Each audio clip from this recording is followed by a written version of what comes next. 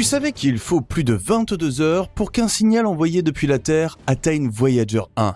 Depuis 1977, les deux sondes Voyager ont parcouru des milliards de kilomètres entre elles et le Soleil. Et elles se sont même aventurées dans l'espace interstellaire. Les informations que ces vétérans de l'espace nous fournissent sur ce monde cosmique merveilleux sont aussi étonnantes qu'uniques. Mais il y a quelques instants, Voyager 1 a renvoyé des données sensationnelles vers la Terre qui ont immédiatement fait sensation parmi les experts. La seule chose qui était sûre, c'est qu'un événement puissant avait dû se produire quelque part dans l'espace. Mais comme les chercheurs l'ont vite compris, cet incident représentait aussi un mystère tout aussi gigantesque. Alors, reste avec nous jusqu'à la fin pour découvrir ce que la vieille sonde a enregistré dans les profondeurs de l'espace et quel mystère astronomique elle a déclenché. Les distances dans le cosmos sont tout simplement énormes. Après tout, la distance moyenne entre le Soleil et la Terre est de 150 millions de kilomètres, une distance qui dépasse les limites de notre imagination. Mais soyons honnêtes, que sont 150 millions de kilomètres par rapport à 25 milliards de kilomètres? C'est la distance incroyable que Voyager 1 a maintenant parcourue entre elle et notre planète. Au final, il n'y a qu'un seul autre objet fabriqué par l'homme qui s'est aventuré aussi loin dans l'espace. Voyager 2, qui se trouve actuellement à environ 20 milliards de kilomètres de notre étoile centrale.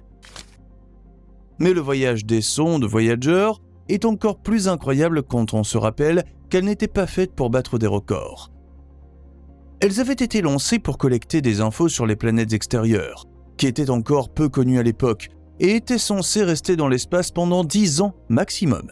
Mais comme on le sait aujourd'hui, les deux sondes jumelles ont passé le test du temps avec brio, prouvant que la technologie des années 70 est suffisante pour explorer des régions du cosmos jusqu'alors inaccessibles.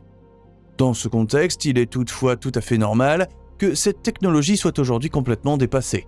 Si tu regardes notre vidéo sur ton téléphone portable, tu tiens dans ta main un appareil qui a une capacité de stockage de millions de fois supérieure à celle des sondes Voyager. Les données scientifiques de la mission sont toujours stockées sur des bandes magnétiques d'une capacité de 536 mégabits. Et même les débits de transmission de nos communications mobiles modernes sont près de 40 000 fois supérieurs à ceux de ces pionniers vieillissants de l'espace. Et pourtant, Voyager 1 et 2 ont accompli quelque chose qu'aucun smartphone ni aucune autre sonde spatiale n'a jamais réalisé. Elles se sont aventurées dans l'espace interstellaire. Lancées le 20 août et le 5 septembre 1977, Voyager 2 ayant quitté la Terre avant Voyager 1, les sondes ont d'abord examiné les 4 planètes extérieures du système solaire. Mais après avoir capturé les premières images, et dans certains cas les seules images de Jupiter, Saturne, Uranus et Neptune, et collecté d'innombrables données précieuses, la NASA a décidé de prolonger la mission et de laisser le duo poursuivre son voyage au-delà des limites de notre système solaire. Ce que les sondes Voyager ont découvert dans l'espace interstellaire. Le 25 août 2012, le moment tant attendu est enfin arrivé. Voyager 1 est devenue la première sonde de l'histoire à entrer en contact avec les régions extrêmes du système solaire. Le centre de recherche s'intéressait particulièrement à la manière dont le Soleil interagit avec les particules et les champs magnétiques à l'extérieur de l'héliosphère. Pour rappel, l'héliosphère est la zone de l'espace dominée par le Soleil et influencée par son champ magnétique et son vent solaire. C'est un peu comme un bouclier naturel qui entoure notre système solaire et le protège de la plupart des rayonnements cosmiques provenant de l'espace interstellaire. Après que Voyager 1 ait atteint et exploré avec succès les limites de cette zone, sa sœur jumelle lui a emboîté le pas le 5 novembre 2018. Les scientifiques étaient donc impatients de comparer les données précédemment collectées avec les nouvelles informations. Et voilà, la comparaison a révélé une cohérence fondamentale, confirmant que la réalité cosmique est en effet très différente de ce qu'on pensait auparavant. Alors que les experts pensaient auparavant que l'héliosphère était asymétrique et s'étendait loin vers l'arrière, les observations de Voyager suggèrent qu'il s'agit en fait d'une structure ronde et donc symétrique. Outre cette confirmation étonnante, il y avait aussi des différences importantes en termes de plasma. Avant d'entrer dans l'héliopause, c'est-à-dire la limite extérieure de l'héliosphère, Voyager 1 avait détecté une forte baisse des flux de plasma, tandis que son avancée dans le milieu interstellaire était accompagnée de grandes turbulences dans le plasma environnant. Dans ce contexte, les chercheurs ont supposé l'existence d'une zone frontière épaisse mais instable ce qui les a d'autant plus surpris lorsqu'ils ont vu ce à quoi Voyager 2 était confronté ici. Cette fois, l'héliopause semblait étrangement mince et stable. Mais comment expliquer ces contrastes cosmiques ? Les experts pensent que c'est l'influence du Soleil. Voyager 1 a traversé l'héliopause pendant une période de faible activité solaire, ce qui suggère que les champs magnétiques interstellaires et le rayonnement cosmique avaient pénétré plus profondément dans les confins de l'héliosphère à ce moment-là. Cependant, lorsque Voyager 2 est arrivé dans cette zone, le Soleil était dans une phase d'activité intense et son vent solaire a peut-être stabilisé l'héliopause. Voyager 2 a également fourni la preuve qu'une vaste paroi magnétique existe bel et bien de notre côté de l'héliopause, agissant comme une protection supplémentaire contre le rayonnement cosmique. Dans le détail, ce champ magnétique semble être plus puissant que tous les autres de l'héliosphère, et nous avons clairement affaire ici à une structure extrêmement dynamique.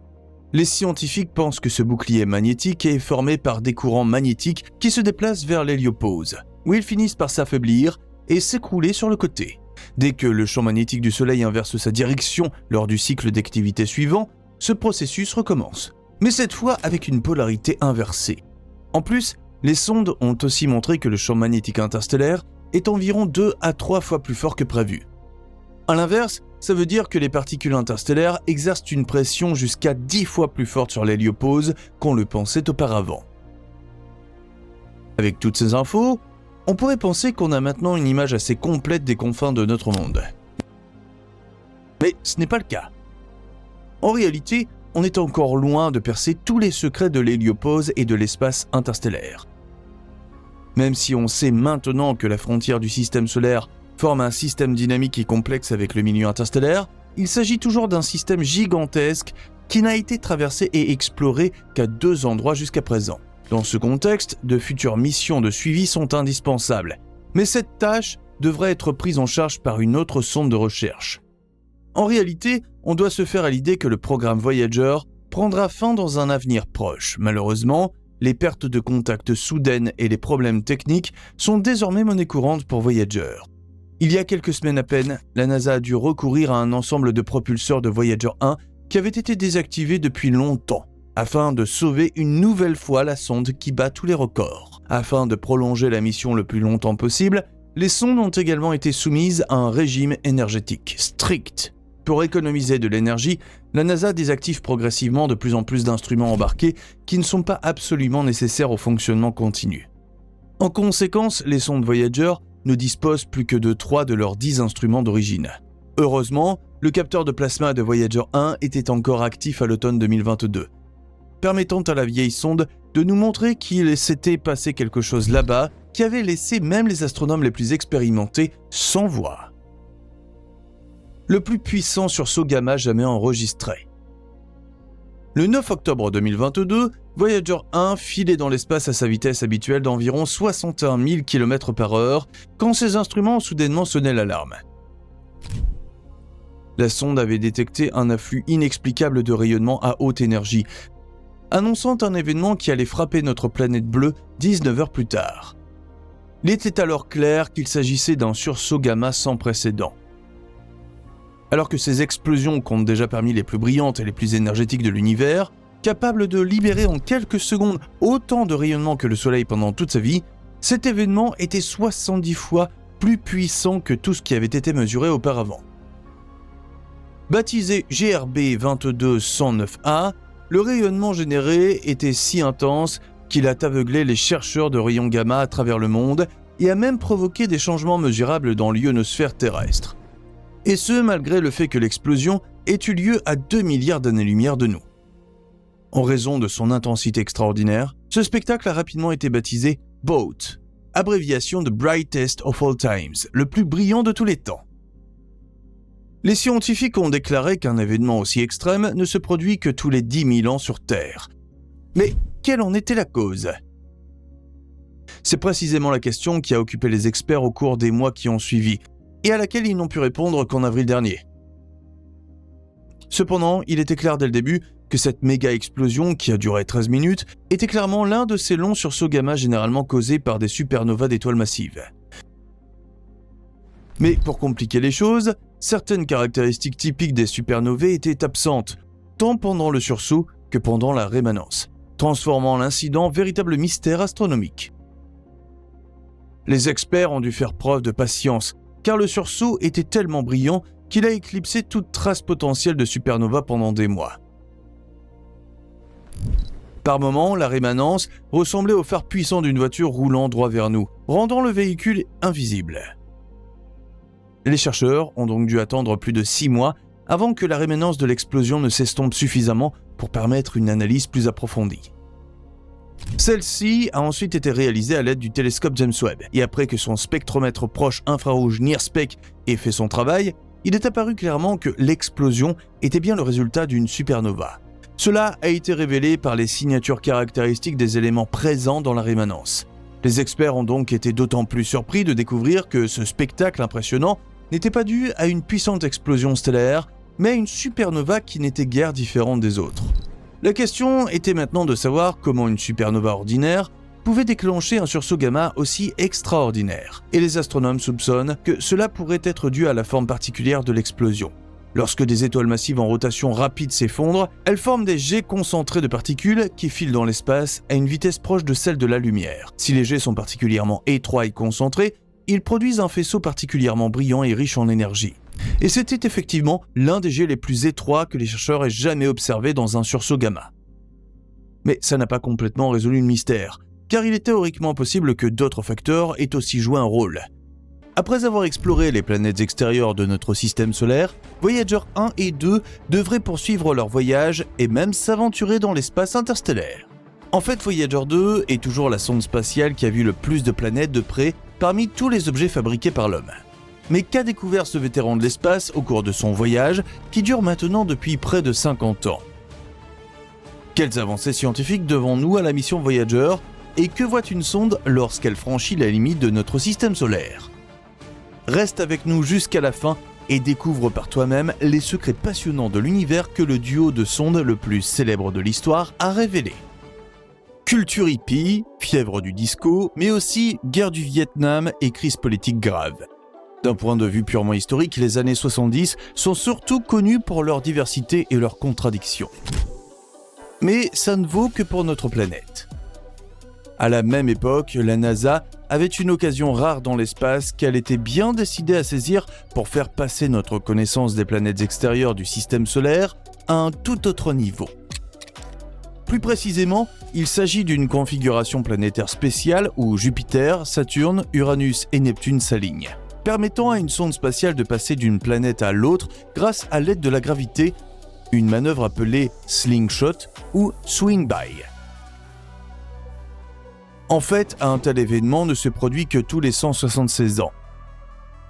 La NASA a donc saisi l'occasion pour développer 2 sondes jumelles identiques, Voyager 1 et 2, afin de sauter dans ce train planétaire rare. C'est ainsi que Voyager 2 a quitté la Terre le 20 août 1977, avant Voyager 1 d'ailleurs. Elle ne l'a suivi que le 5 septembre, mais malgré son lancement tardif, elle était destinée à dépasser sa sœur grâce à sa trajectoire plus rapide et plus directe. Mais si on veut être tout à fait précis, il ne s'agit pas d'une mission sans équipage au sens strict du terme. Car, comme on le sait, les 2 sondes ont un passager très spécial à bord. Il s'agit bien sûr des Voyager Golden Records, 2 disques en cuivre plaqué or de 30 cm de long contenant des infos sur la Terre, ainsi que des images, des sons, de la musique et des messages de bienvenue. Si une intelligence extraterrestre parvient à décoder les disques, elle saura qui nous sommes, d'où nous venons et ce qui nous rend spéciaux.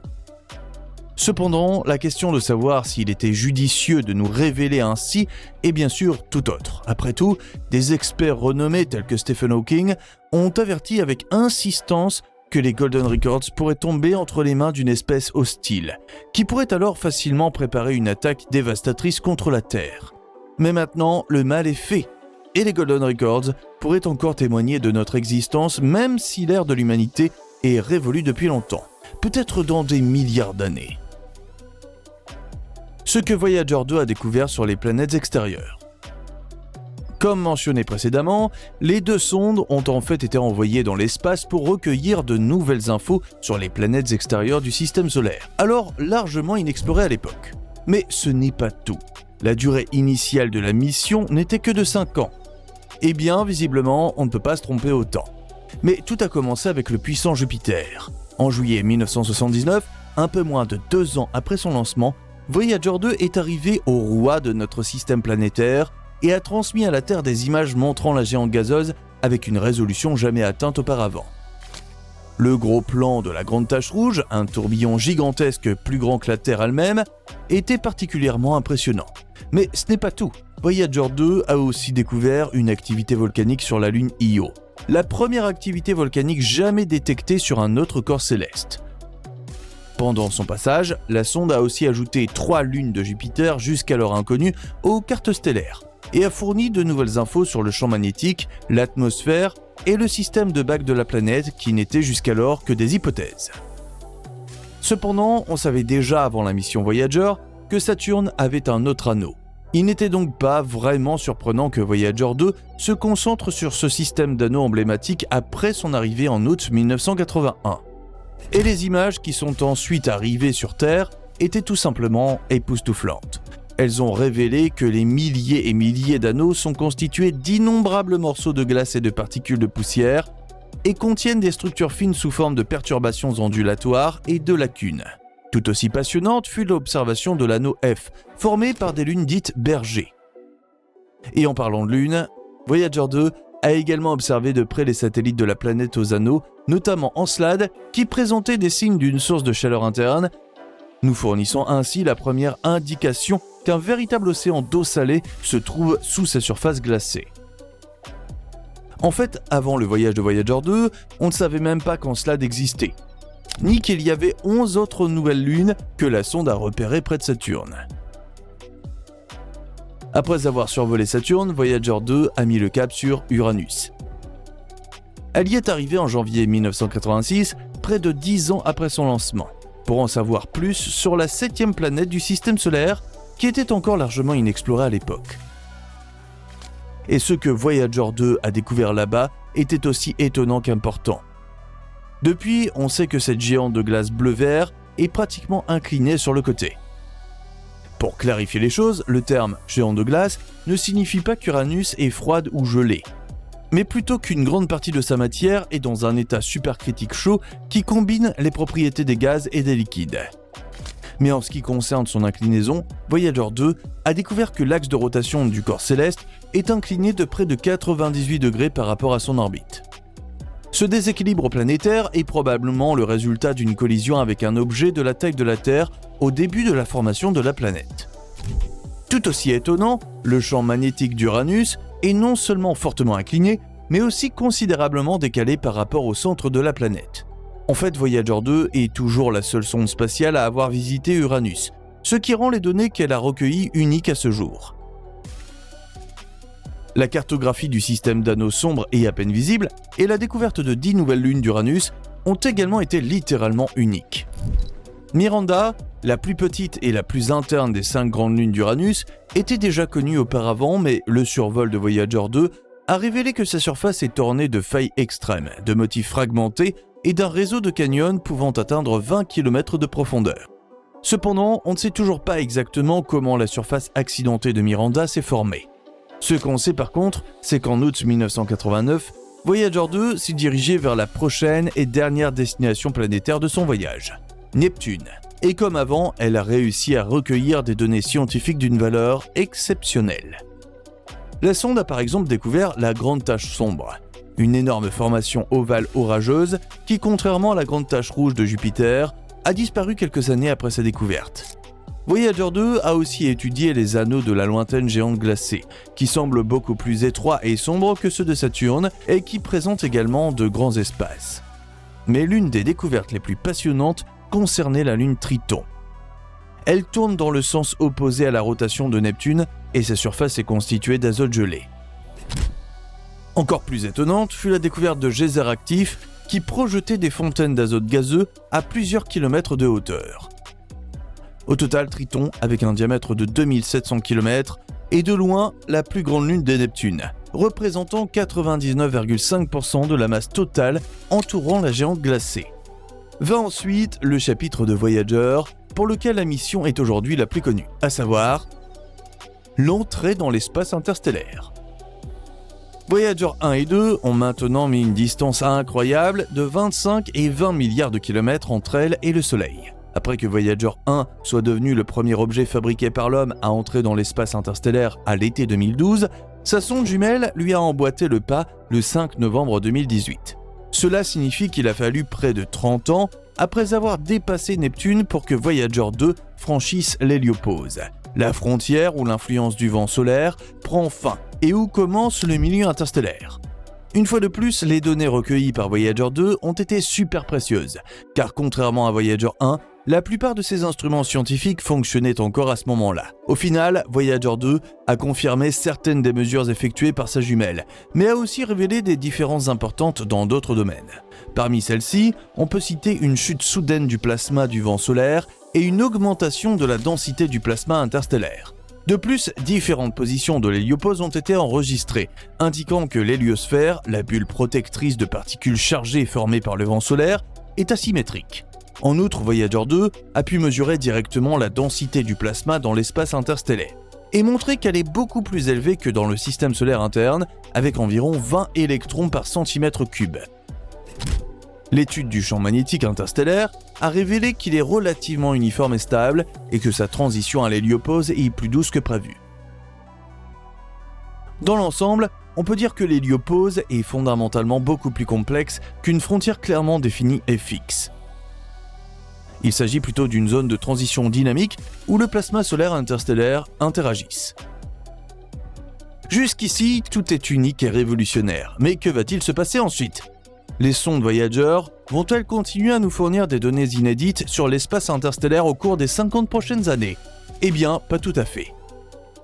Même si Voyager 1 et 2 sont toujours actives, leur débit de transmission n'est plus que d'environ 160 bits par seconde, soit moins qu'un modem des années 1980. En plus, l'énergie à bord est produite par un générateur thermique radioactif qui perd de la puissance chaque année. Et pour économiser de l'énergie, la NASA a déjà arrêté tout un tas de systèmes. Mais comme on le sait, les deux sondes ont souvent attiré l'attention avec des pertes de contact soudaines et des problèmes techniques graves. C'est pourquoi on devrait se faire à l'idée que même la mission spatiale la plus longue de tous les temps prendra fin un jour. Plus précisément, la NASA prévoit que ça arrivera au début des années 2030. Soit parce qu'il n'y aura plus assez d'énergie, soit parce que la communication ne pourra plus être maintenue en raison de la distance toujours croissante. Notre système solaire ne flotte pas simplement librement dans l'espace, mais est enveloppé dans une gigantesque bulle de particules émises par notre puissante étoile hôte, l'héliosphère. Ces particules circulent dans toutes les directions, principalement sous forme de vent solaire, créant une sorte de cocon invisible qui nous entoure comme un bouclier naturel, nous protégeant des rayonnements incessants et des bombardements de particules provenant de l'espace interstellaire. L'héliosphère couvre une zone qui s'étend environ 2 fois plus loin dans l'espace que l'orbite de Pluton. Elle se termine à l'héliopause, qui marque la limite extérieure de notre mur protecteur solaire, et désigne la zone où l'influence de notre source de chaleur et de vie prend fin. Cependant, cette zone frontalière est physiquement très complexe. Ici, le plasma dominé par le vent solaire entre en contact étroit avec le mélange gazeux diffus de l'espace lointain. Les particules entrent en collision, les champs magnétiques interagissent, des systèmes de courants électriques et des fronts de choc se créent. Et il en résulte une interaction cosmique que nous n'avons pas encore entièrement déchiffrée. C'est surtout parce que cette région est restée longtemps pure théorie. On n'avait tout simplement pas les moyens techniques de plonger directement dans cette zone et de collecter des données précieuses sur place. Mais comme on le sait, cette situation appartient désormais au passé depuis plusieurs années. Et on le doit à 2 sondes vieillissantes nommées Voyager 1 et 2. Lancées dans l'espace le 20 août et le 5 septembre 1977, ces sondes anciennes se trouvent aujourd'hui à près de 25 et 21 milliards de kilomètres du Soleil. Aucun autre objet fabriqué par l'homme ne s'est jamais aventuré aussi loin dans l'espace, ce qui est d'autant plus étonnant quand on se souvient que Voyager 1 et 2 n'étaient pas conçus pour établir des records aussi impressionnants. En fait, leur mission initiale consistait juste à étudier les planètes extérieures du système solaire, qui étaient encore largement inexplorées à l'époque. Mais ce n'est pas tout. La durée de vie prévue pour ces 2 sondes jumelles n'était que de 5 ans. Cependant, comme on le sait maintenant, elles ont dépassé cette durée de vie et ont fini par rentrer dans les zones jusque-là inconnues. Ce que les sondes Voyager ont découvert dans l'espace interstellaire. Même si les sondes Voyager 1 et 2 ont quitté la Terre à une époque où les ordinateurs occupaient encore des pièces entières, elles ont réussi en 2012 et 2018 ce qu'aucun autre vaisseau spatial n'avait jamais fait avant elles. Elles se sont aventurées dans l'espace interstellaire. Ce qu'elles ont trouvé là-bas était aussi fascinant qu'inattendu.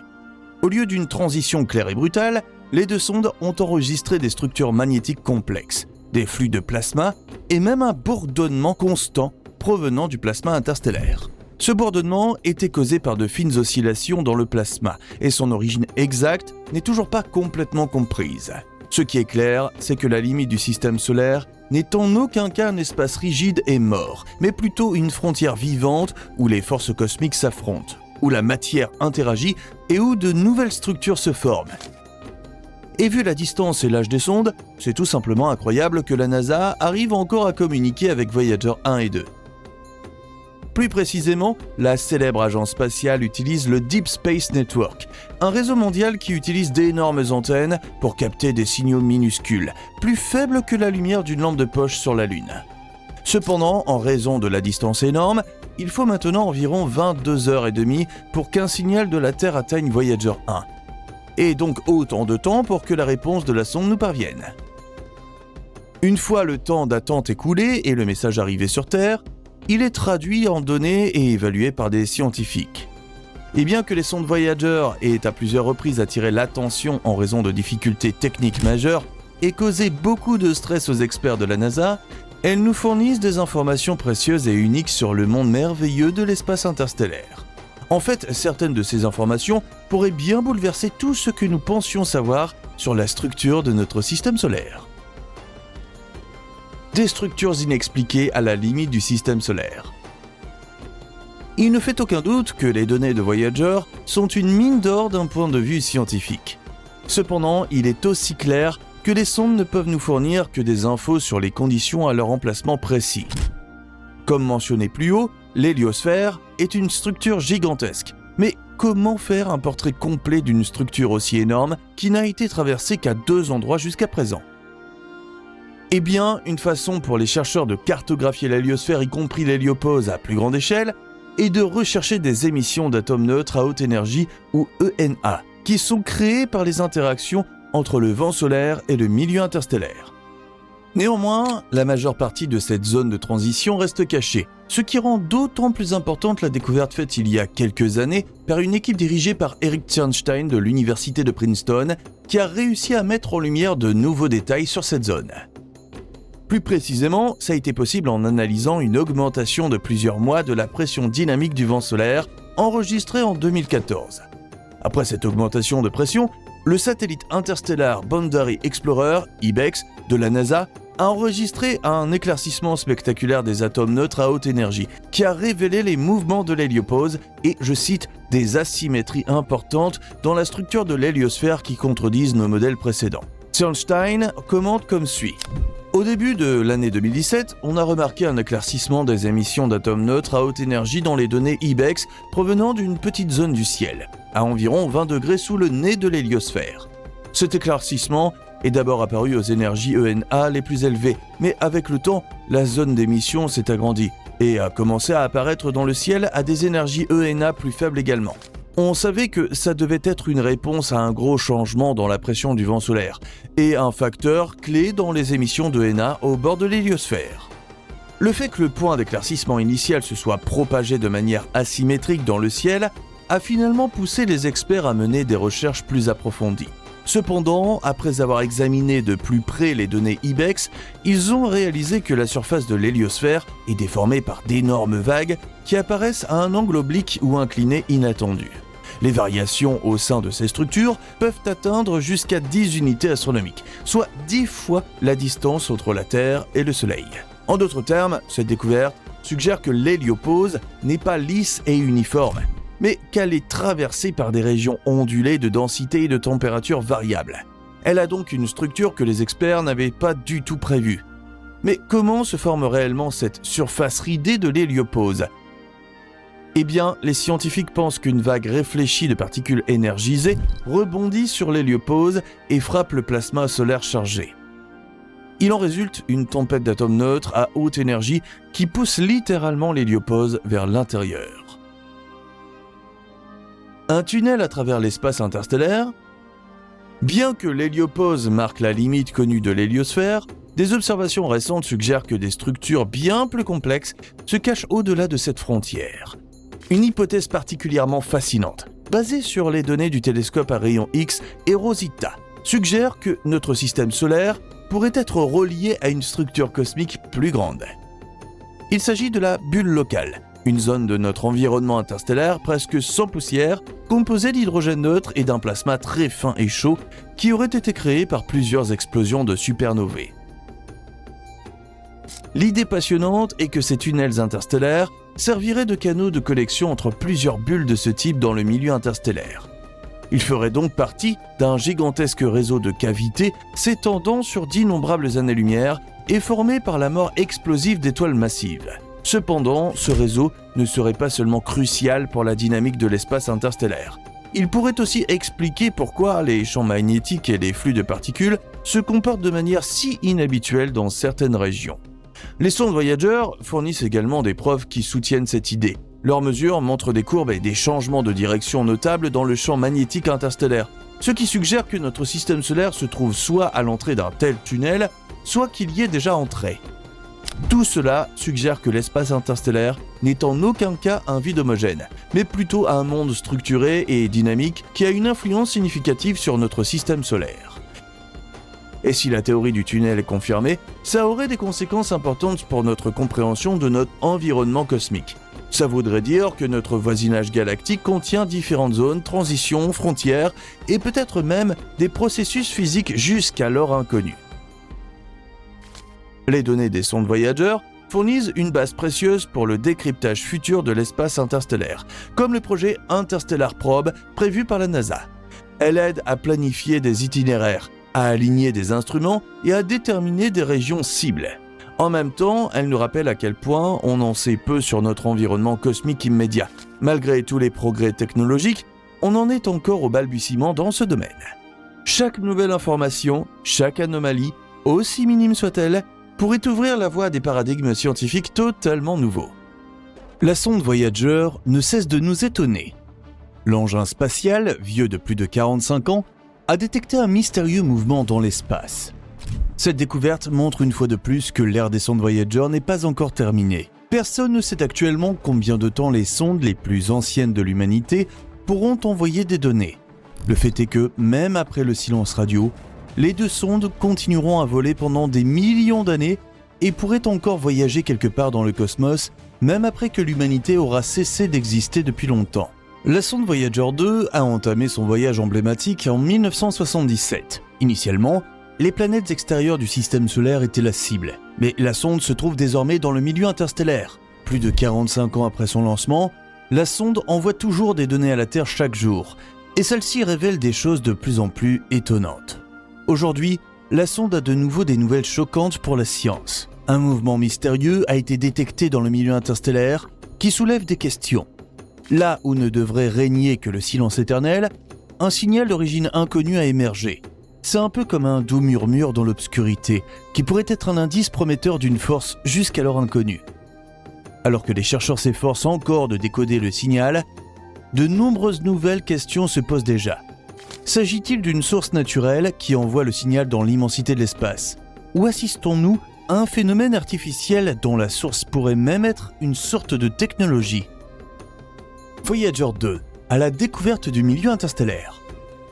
En 1977, personne n'aurait pensé que ces deux sondes continueraient à voler après leur mission principale.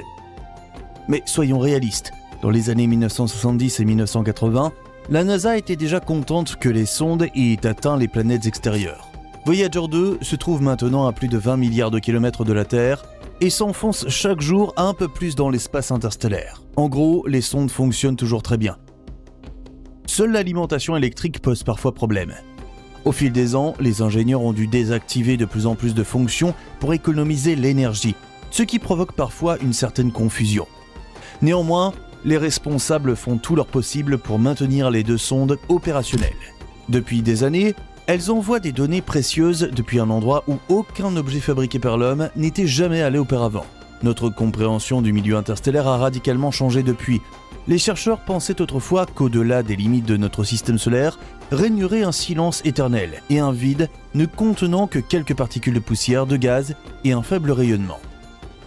Bien que les opérations de Voyager 2 aient depuis été très sévèrement limitées, ces fonctions sont suffisantes pour continuer à étudier le milieu tous les jours et obtenir de vraies données de mesure.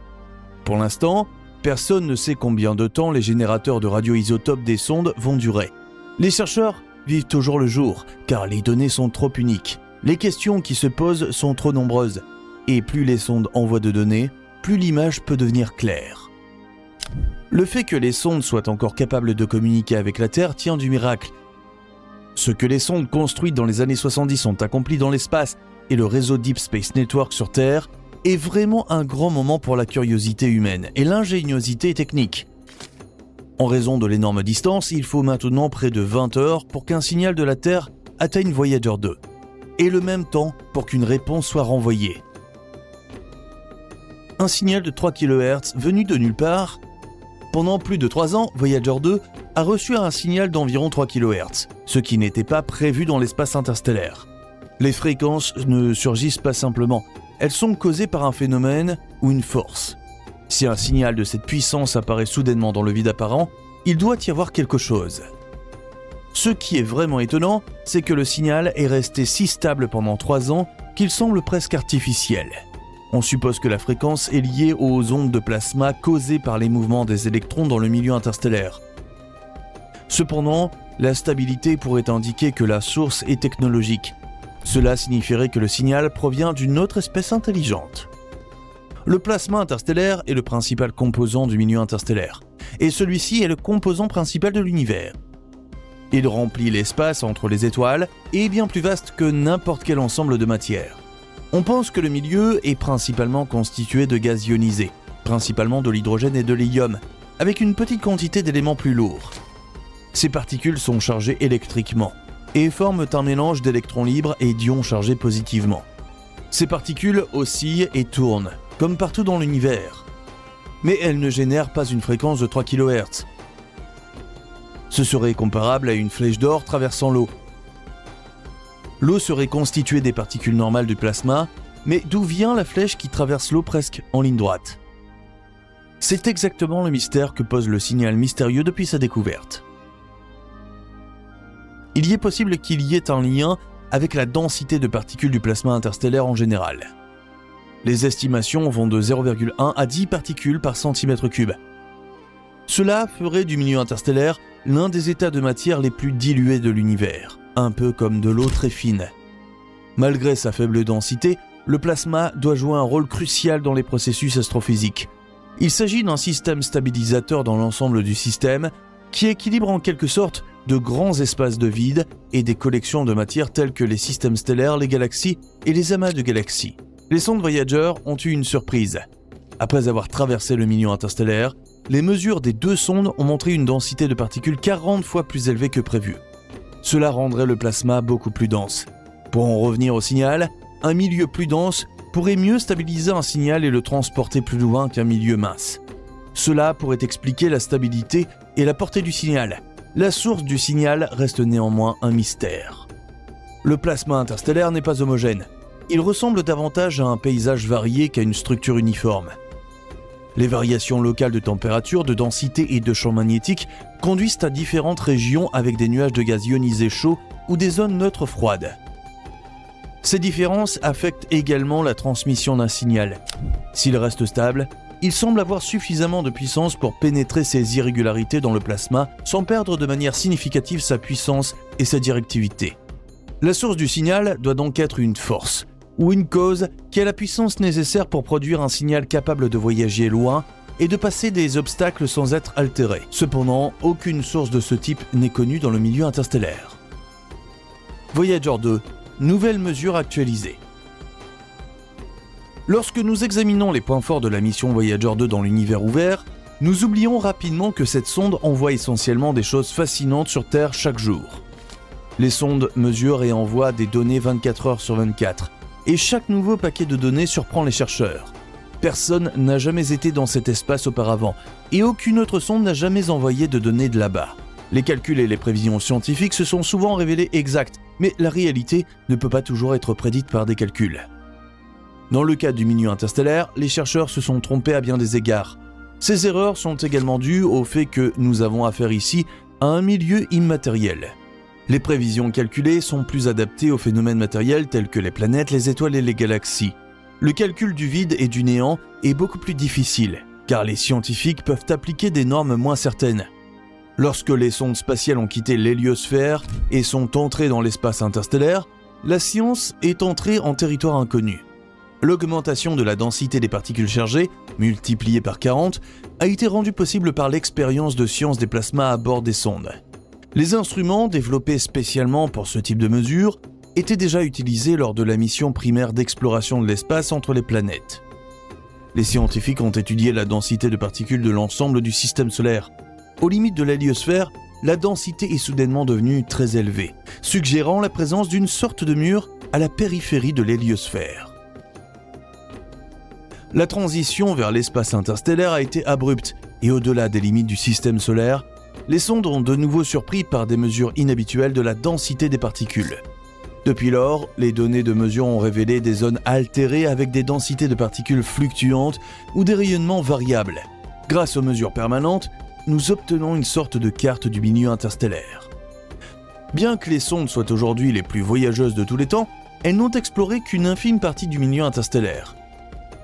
Les sondes continueront de voler pendant des milliers d'années, avant de s'approcher de l'étoile la plus proche. Nous ne pourrons suivre qu'une petite partie de ce vol. Mais les mesures effectuées jusqu'à présent suffisent déjà à compléter le tableau du milieu interstellaire. En plus de 10 ans, une image d'un espace complexe et dynamique a émergé. Les interactions locales des champs magnétiques et d'autres processus astrophysiques montrent que le plasma interstellaire n'est pas seulement un environnement passif, mais qu'il participe activement à des mécanismes tels que la formation des étoiles, les explosions de supernovae et la propagation de l'énergie dans l'univers. Inquiétude pour Voyager 2. Que se passera-t-il ensuite ? Voyager 2 a fait sensation et a provoqué des tremblements ces dernières années. En 2023, la sonde a temporairement perdu le contact avec la Terre après qu'une commande défectueuse ait dirigé son antenne à seulement 2 degrés de la Terre. Ce déplacement minime signifiait qu'aucune donnée ne pouvait plus être reçue ou envoyée. La distance de plus de 19 milliards de kilomètres rendait la situation particulièrement difficile, car les signaux mettaient près de 18 heures pour une seule transmission. Les ingénieurs de la NASA ont travaillé sans relâche pour rétablir la communication. À l'aide de l'antenne du réseau Deep Space Network à Canberra, en Australie, ils ont envoyé des commandes précises pour réaligner l'antenne. Mais la communication était lente. Un signal quittait le centre de contrôle, puis il fallait attendre 18 heures avant de savoir si la sonde avait mis en œuvre l'instruction et si une amélioration avait été constatée. Heureusement, avec beaucoup de patience et une période de plusieurs semaines, le contact a été rétabli et la sonde a pu poursuivre sa mission scientifique. En 2024, des problèmes de clarté et de données sont apparus. Des ensembles de données cryptiques ont semé la confusion. Là encore, il a fallu des semaines pour résoudre le problème. La baisse progressive de l'alimentation électrique et l'arrêt de plus en plus de systèmes entraînent parfois une confusion dans les sondes. Voyager 1 a également traversé une crise similaire. Les conditions altérées ont amené la sonde à modifier ses processus internes, perturbant le flux de données. Tu peux l'imaginer comme 2 ordinateurs de plus de 40 ans réagissant aux changements avec des contacts encore plus lâches. Comme les sondes ont été construites de la manière la plus simple, les causes des erreurs sont beaucoup moins complexes qu'avec la technologie moderne. Et les ingénieurs ont jusqu'à présent réussi à remettre la sonde en harmonie à chaque fois grâce à la maintenance à distance. Néanmoins, l'avenir de Voyager 2 est limité. La sonde est alimentée par des générateurs thermoélectriques à radioisotopes qui perdent environ 4 watts de puissance par an. 20,7 milliards de kilomètres. C'est la distance incroyable qui sépare désormais Voyager 2 du Soleil. Et elle n'est dépassée que par celle d'un autre objet créé par l'homme. En effet, depuis son lancement en septembre 1977, Voyager 1 a déjà parcouru 40 milliards de kilomètres entre elle et notre source de chaleur et de vie. Ce qui est d'autant plus étonnant si l'on se souvient que la mission n'était pas réellement conçue pour établir des records aussi impressionnants. En réalité, ce qui est finalement devenu la plus grande réussite de la NASA n'avait au départ pour seul objectif que d'examiner les planètes extérieures du système solaire, qui étaient encore largement inexplorées à l'époque, et la durée de vie initialement prévue des sondes n'était que de 5 ans. Mais après que les sondes Voyager 1 et 2 eurent recueilli les premières images, voire les seules de Jupiter, Saturne, Uranus et Neptune, et rassemblé une multitude de données précieuses, la NASA décida de prolonger la mission et de laisser le duo de sondes s'envoler vers l'espace interstellaire. Aussitôt dit, aussitôt fait. Alors que Voyager 1 atteignit les confins du système solaire en 2012, sa sœur entra dans ce monde cosmique mystérieux 6 ans plus tard. Et il faut garder à l'esprit que, enfants de leur époque, les vieilles sondes sont encore au niveau des années 70. En clair, cela signifie que nos smartphones du quotidien ont une capacité de mémoire 1 million de fois supérieure à celle des poussiéreuses pionnières de l'espace. Les données des missions scientifiques sont stockées sur des bandes magnétiques d'une capacité de 536 mégabits. Et les débits de transmission de notre connexion de téléphonie mobile moderne sont près de 40 000 fois supérieurs à ceux des sondes Voyager. Comment la durée de vie des sondes Voyager est prolongée ? Dire que les sondes Voyager 1 et 2 sont techniquement robustes, malgré tout, serait probablement un euphémisme. Mais pour dire toute la vérité, les sondes montrent maintenant des signes de faiblesse, et elles sont lentement mais sûrement à court de jus. Plus précisément, l'approvisionnement en énergie de leurs générateurs thermoélectriques s'épuise, et 4 watts de puissance sont perdus chaque année. Pour maintenir les sondes actives le plus longtemps possible malgré cela, la NASA a mis en place depuis un certain temps déjà des mesures strictes d'économie d'énergie. Par exemple, tous les systèmes non essentiels ont été désactivés il y a des années. Un système de secours a suivi en 2023 et un capteur de plasma de Voyager 2 en 2024.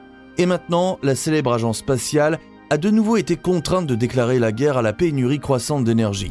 Plus précisément, le 25 février, la NASA a désactivé le sous-système de rayonnement cosmique de Voyager 1.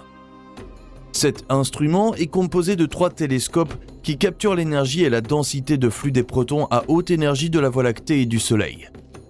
Et ce sont les données de cet instrument même qui ont indiqué aux experts en 2012 que Voyager 1 avait traversé l'héliosphère, et donc la bulle magnétique protectrice de notre étoile haute. Selon le moment où vous regardez cette vidéo, une étape comparable sera ou a été franchie avec Voyager 2, qui perdra un capteur actif de particules chargées de faible énergie le 24 mars. Celui-ci analyse principalement les particules les moins énergétiques du rayonnement cosmique et de la magnétosphère du Soleil et de la Voie lactée.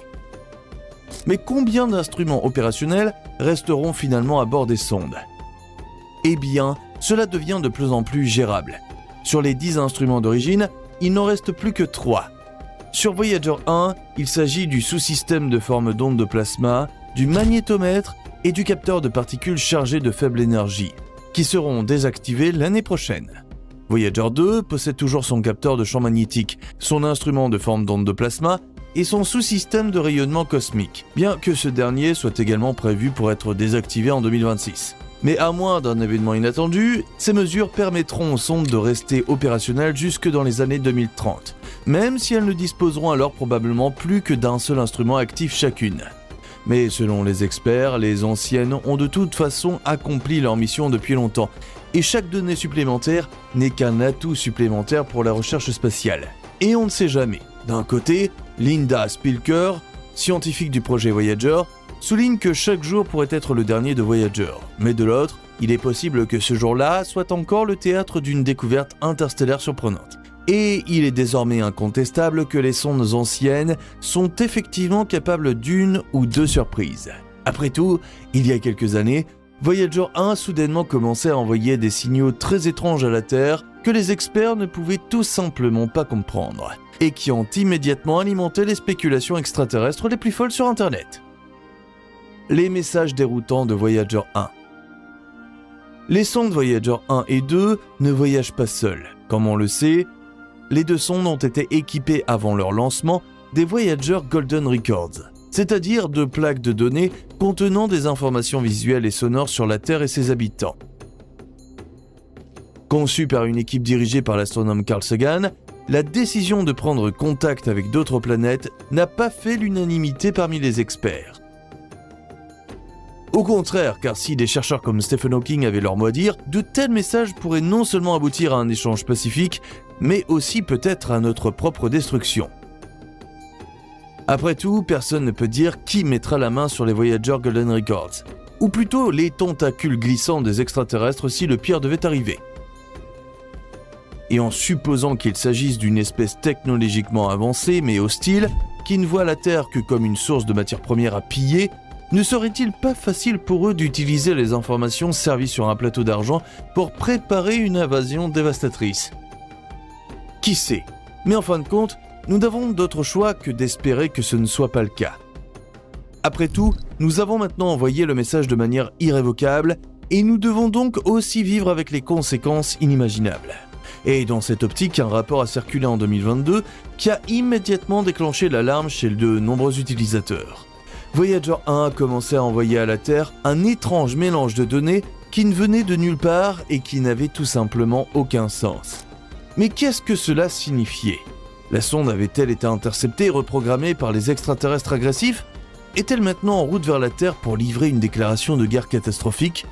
Ou la situation n'était-elle finalement pas aussi dramatique que certains le craignaient ? Eh bien, même en laissant de côté les guerres intergalactiques, entrer en contact avec les sondes prend énormément de temps. Avant qu'un signal ne franchisse l'immense distance, il faut près de 20 heures à Voyager 2 et jusqu'à 23 heures à Voyager 1. En d'autres termes, près de 2 jours s'écoulent avant qu'un message ne soit envoyé à Voyager 1 et qu'une réponse ne soit reçue. Mais pour que la communication puisse avoir lieu, compte tenu des distances énormes en jeu, l'antenne principale de l'engin spatial doit toujours être pointée exactement vers la Terre, car c'est la seule façon de permettre le transfert de données dans les deux sens. Mais que faire lorsque les données de l'espace interstellaire, auparavant révolutionnaires et révélatrices, cèdent soudainement la place à un charabia absurde ? Lorsque Voyager 1 transmet soudainement des signaux qui ne peuvent pas être lus, ou lorsqu'elle indique qu'elle se trouve à une position qui ne peut tout simplement pas correspondre à la réalité. Eh bien, c'était exactement le défi auquel les experts de la NASA étaient confrontés à l'époque. Sans surprise, cependant, leur dépannage n'était pas basé sur l'influence d'une force extraterrestre, mais plutôt d'un point de vue plus technique. Plus précisément, les chercheurs ont d'abord porté leur attention sur le système d'articulation et de contrôle d'attitude, ou AAC en abrégé pour l'anglais, au vu des données de télémétrie chaotique. Et voilà, les informations de ce système particulier indiquaient initialement une défaillance du système. Ce qui semblait d'autant plus déroutant, cependant, c'est le fait que Voyager 1 fonctionnait parfaitement à part cela. Il transmettait les données de ses instruments scientifiques comme d'habitude et continuait à répondre aux commandes de la Terre. Se pourrait-il donc que l'antenne principale ne soit plus exactement pointée vers la Terre ? Eh bien, cela a également été rapidement exclu, car au moins la puissance du signal de la connexion radio restait élevée. Plusieurs semaines et sans doute beaucoup de nerfs à vivre plus tard, les experts de la NASA ont finalement réussi à tirer au clair la confusion des données.